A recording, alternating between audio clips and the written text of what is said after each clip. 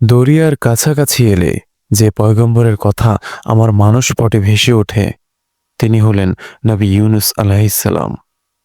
জীবনে এক সুকঠিন পরীক্ষার মুখোমুখি হতে হয়েছিল তাকে। উত্তাল সমুদ্র একদিন তাকে নিক্ষেপ করেছিল ফেনিল জলরাশিতে, আর নবী ইউনুস আলাইহিসসালামকে গলাধঃকরণ করে নেয় এক বিশালাকার মাছ। গভীর সমুদ্রের তলায় একটা মাছের পেটে বন্দী হয়ে পড়াটাকে চোখ বন্ধ করে একবার চিন্তার মধ্যে আনার চেষ্টা করুন।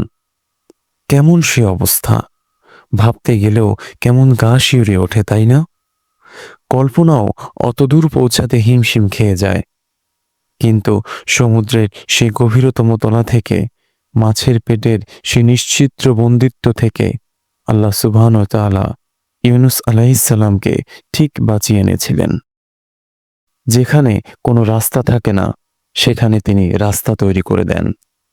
যেখানে থাকে না বাঁচার কোনো আশা সেখানেও তিনি ফুরোতে দেন না প্রাণের ফোয়ারা। যেখানে কেবল অন্ধকার আর অন্ধকার সেখানেও তিনি জ্বালিয়ে দেন এক মুঠো আলো।